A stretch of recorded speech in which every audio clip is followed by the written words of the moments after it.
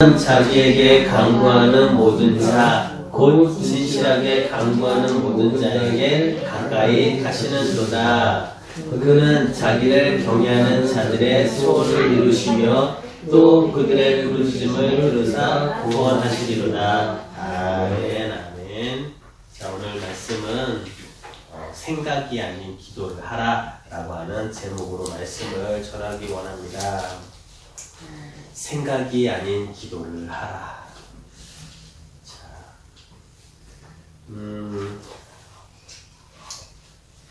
생각이 아닌 기도를 하라. 그러면은 우리 보고 생각도 하지 말라는 말일까요? 고민도 하지 말라는 말씀일까요? 문제를 해결하려면 고민도 하고 따져보고 계산도 하고 생각을 해야 좋은 방법이 보일 것 아닙니까?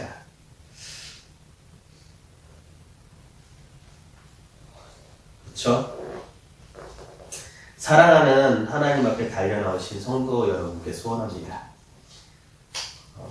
이제까지 그만큼 고민하고 이제껏 그만큼 생각하고 계산하느라 밤잠을 설치며 고민하고 그만큼 따져보았으니 이제는 지금은 더 기도할 때라는 것입니다.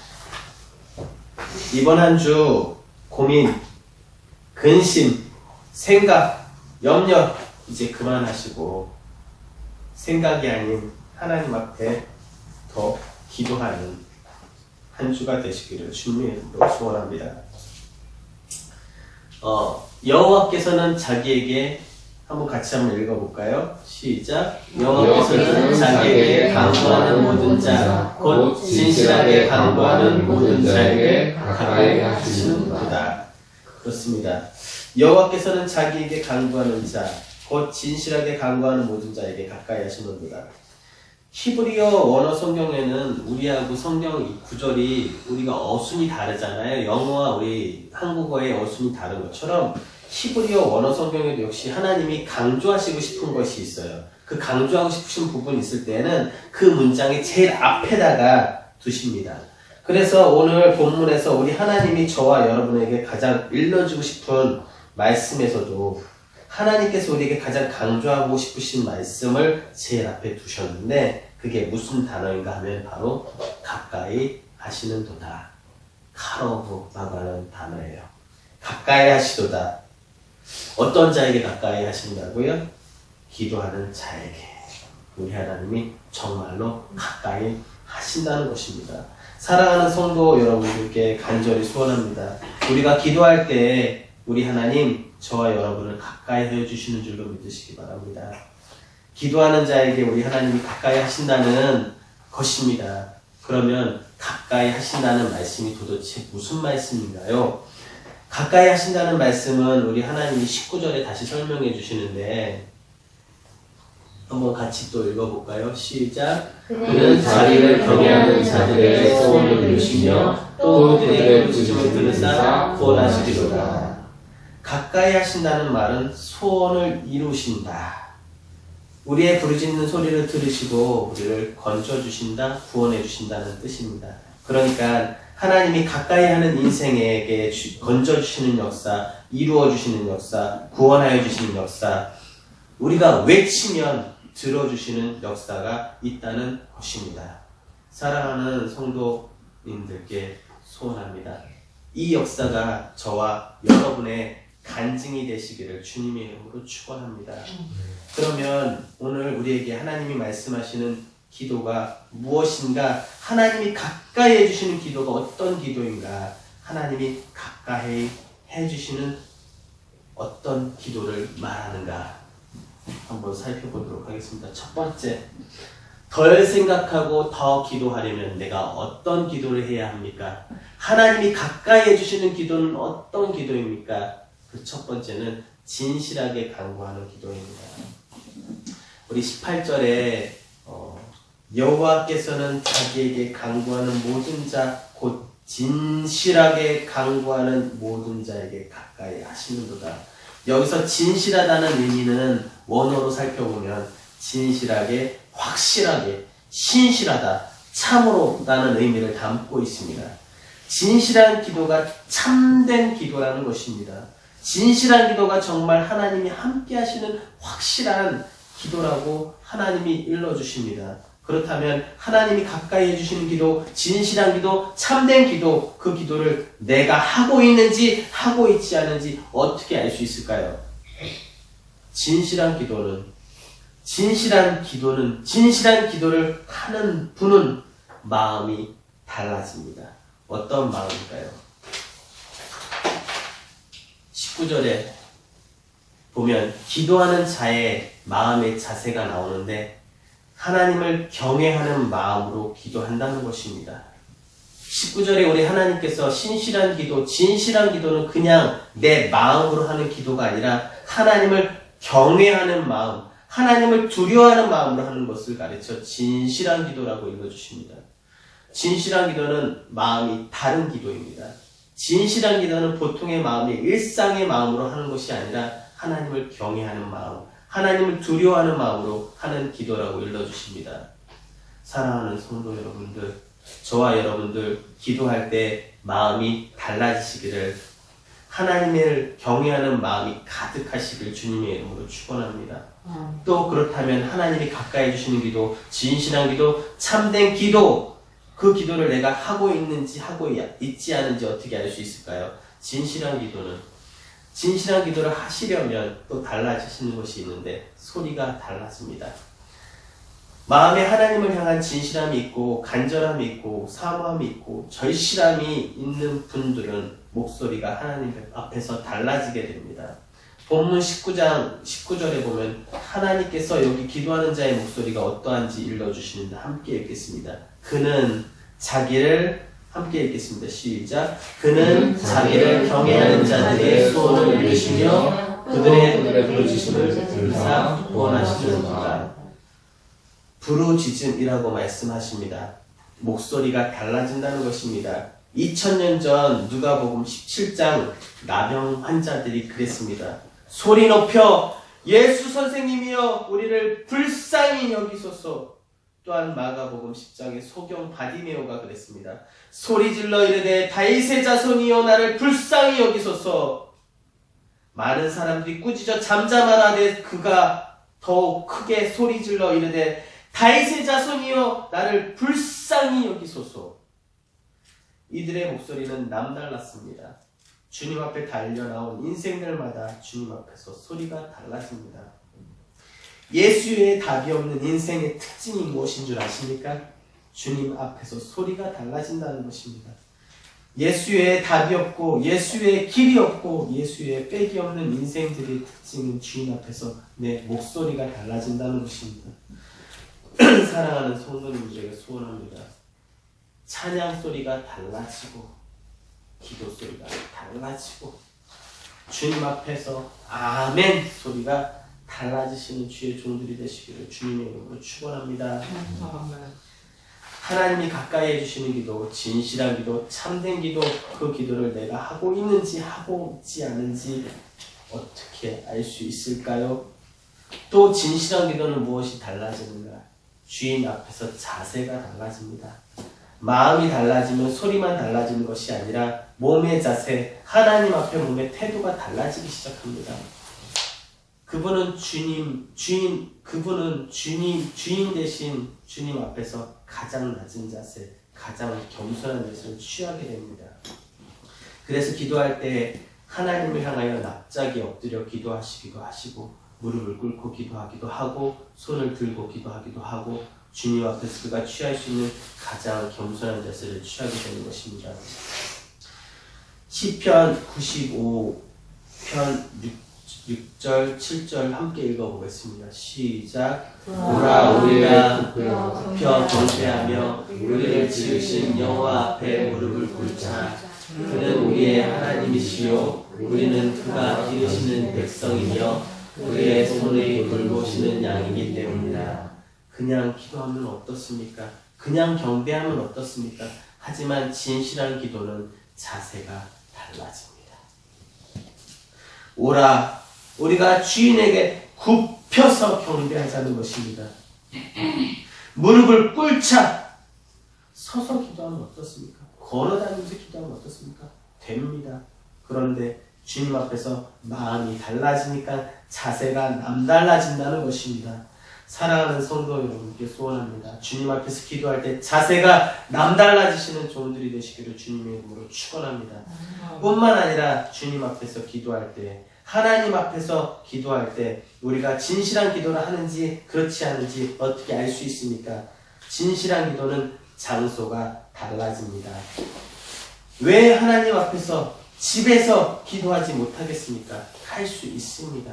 그런데 한나가 하나님 앞에서 마음이 달라지니까 일부러 시간을 들이고 물질을 들여서 그 먼 거리를 달려나와 주님 앞에 납작이 엎드립니다.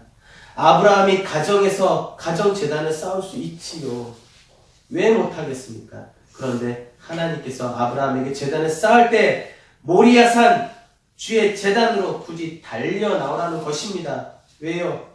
모리아산 주의 재단에 오르면 그곳에 하나님이 아브라함을 위해 예비하고 준비하신 구별된 은혜가 있다는 것입니다.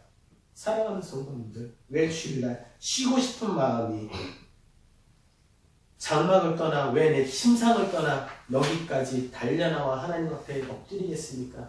저와 여러분들 마음이 달랐기 때문에 여기까지 달려온 것이 아니겠습니까? 주님을 향하여 사모하는 마음이 있고, 주인을 향하여 갈급한 마음이 있고, 주인을 향하여 내 심령 깊은 소원이 있기 때문에 일부러 달려나왔고, 굳이 달려나왔고, 대가를 지불하면서 여기까지 달려나온 것이 아니겠습니까? 하나님 앞에 달려나온 성도님들에게 소원합니다. 저와 여러분들 발걸음 우리 하나님이 기억해 주시고, 저와 여러분 마음을 우리 하나님이 돌아봐 주시는 날이 되어 지시기를 주님의 이름으로 축원합니다. 이제 두 번째로 생각이 아닌 덜 생각하고 덜 고민하고 더 기도하려면 내가 어떤 기도를 해야 합니까? 두 번째, 충분히 기도하셔야 합니다. 하나님 앞에 한 번 엎드리면 오래도록 엎드려 계셔야 합니다. 우리가 얼마나 바쁜지 압니다. 할 일이 많고 늘 시간이 없습니다. 요즘은 어린이집 다니는 아이들도 바빠. 초등학교 학생들도 바빠하는 시대입니다. 얼마나 바쁜지. 그래서 하나님 앞에 엎드리는 시간이 점점 줄어듭니다. 오늘 18절 말씀처럼 기도하는 자에게 우리 하나님이 가까이 하신다고 하시는데, 기도하는 이에게 우리 하나님이 보시고 하나님이 기쁘셔가지고 이런 은혜 저런 은혜를 들고 우리 하나님이 달려와 보셨더니 세상에 이미 기도하는 자리를 떠난 겁니다. 하나님 앞에서 기도의 제목이 있어서 달려나와 납작이 엎드려 기도하는 모습을 보시고 우리 하나님이 좋으셔서 과분한 은혜, 구별된 은혜, 잊을 수 없는 은혜를 바리바리 싸들고 오셨습니다. 그랬더니 이미 그 자리를 팽하니 떠나버리고 없는 겁니다. 우리 하나님의 은혜를 부어주실 시간이 없다는 것입니다. 하나님이 조금만 기다리려고 하면 바쁘다는 것입니다. 바빠. 다음에 은혜 주세요. 다음에 하나님 만날게요. 다음에 은혜 주시면 된다는 겁니다. 하나님은 지금 주고 싶으셔서 달려나오셨는데 돌아가시라는 겁니다. 바빠서 못 만나드리겠다는 겁니다. 하나님 앞에 충분히 엎드려 있으면 충분한 은혜를 받을 수 있는데, 오래 엎드려 있으면 넘치는 은혜를 받는데 너무너무 기도 시간이 짧은 겁니다. 사랑하는 성도님들에게 소원합니다. 가능하시면 일주일에 한 날이라도 기도의 날을 정하시고 하나님 앞에 납작이 엎드려 계십시오. 그리고 하나님 앞에 이렇게 고백하십시오. 하나님,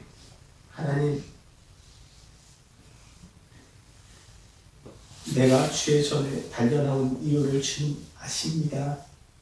그리고 떠나지 아니하고 이렇게 주의 전에 엎드려 있는 이유를 주님 아십니다. 하나님, 내가 주의 전을 떠날 수 없는 이유를 내 하늘 아버지는 아십니다. 나 좀 불쌍히 여겨 주옵소서.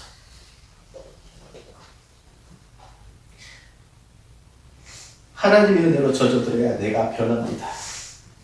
하나님의 은혜가 충만해야 나의 말이 은혜로운 말이 되고 내 생각이 은혜로운 생각이 되고 내 방법이 내 하나님이 주시는 그 기가 막힌 은혜로운 방법이 됩니다. 기도의 시간이 모자라고 기도의 시간이 없고 기도의 시간이 짧고 그러니까 나오는 생각들은 다 육적인 생각 내 머리에서 나오는 방법들 다 세상적인 방법들만 나오는 것입니다. 기도에 내가 젖어들고 젖어들어 기도의 은혜 가운데 있으면 말도 하늘의 언어 생각도 하나님이 주시는 거룩한 생각들로 가득하고 방법도 하나님이 알려주시는 세상 방법이 아니라 하나님이 일러주시는 방법이 있는데 아니 내가 기도가 짧고 기도가 모자라고 기도를 하지 못하다 보니 늘 메말라 있는 것입니다. 하나님께서 말씀하십니다. 충분히 엎드려 있으라는 것입니다. 사무엘상 1장에 보면 한나는 이 여인이 자식이 없어서 고통받는 중에 하나님 앞에 납작이 작정을 하고 하나님 앞에 엎드려 기도를 합니다.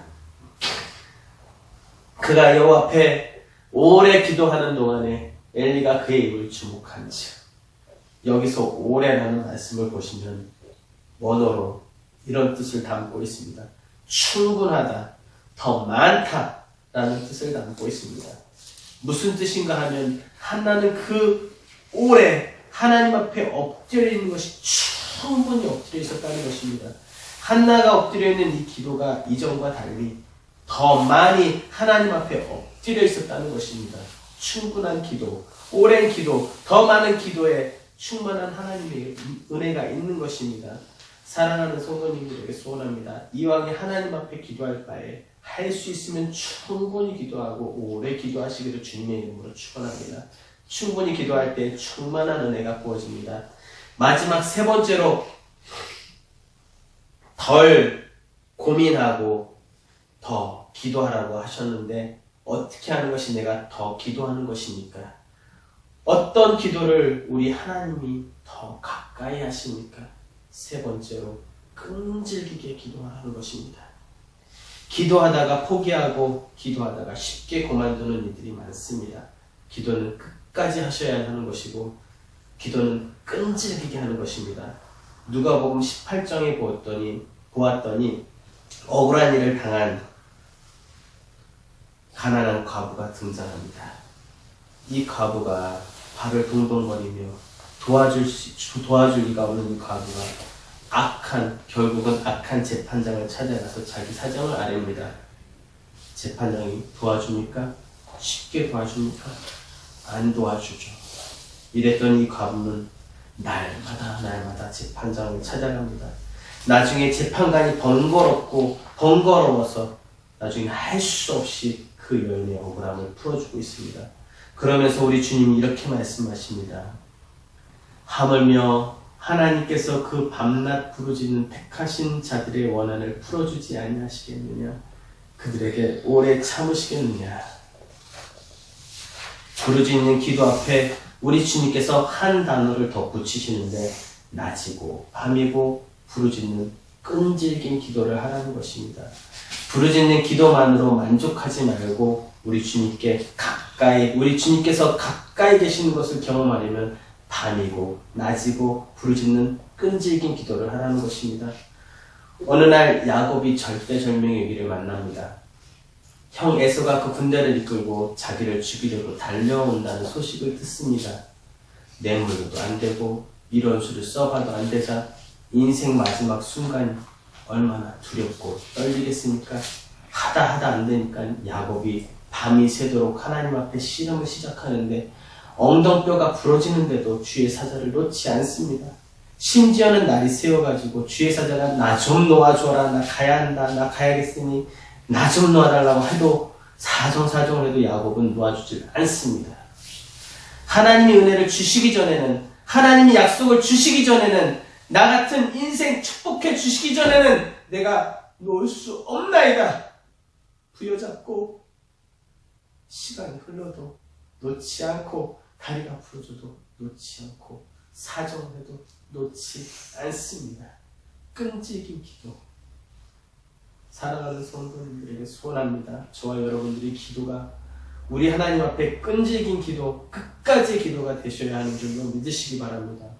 한두 번의 기도로 끝나는 것이 아니라 끈질긴 기도.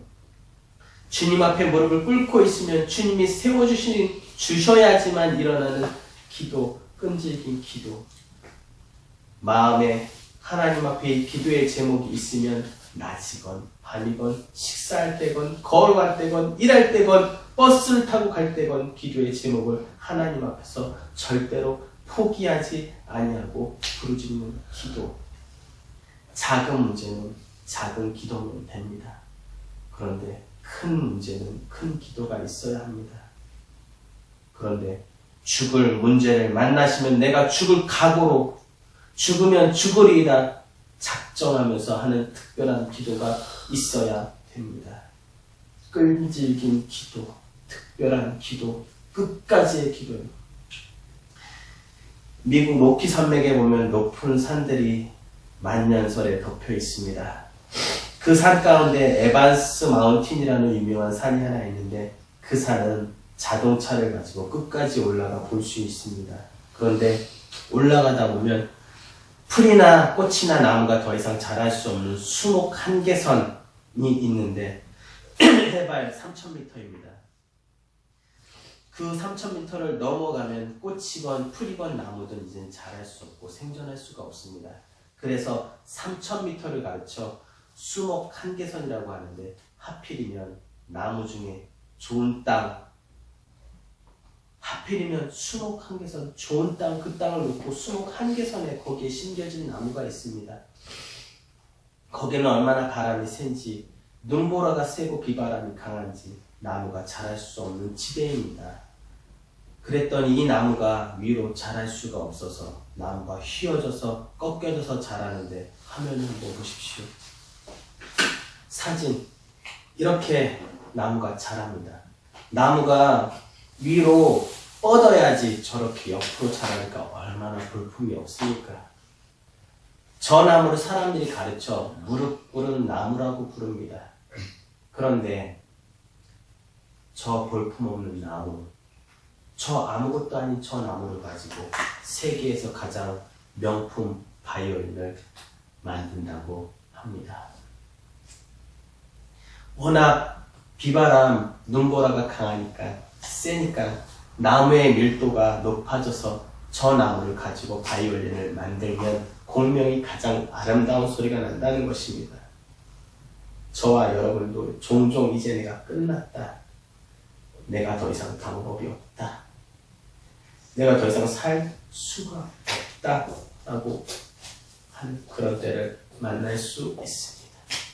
그때 마치 높이 산맥에 무릎 꿇은 나무처럼 나면서부터 평생 세찬 비바람, 매서운 눈보라 때문에 아니 무릎 꿇는 저 나무처럼 주님 앞에 납작이 무릎 꿇고 있으면 끝까지 무릎 꿇고 있으면 우리 주님 되시는 하나님 세워주시는 날, 아름답게 세우시는 날, 돌아봐 주시고 건져주시고 구원해 주신 날이 올 줄로 믿으시길 바랍니다. 기도하겠습니다.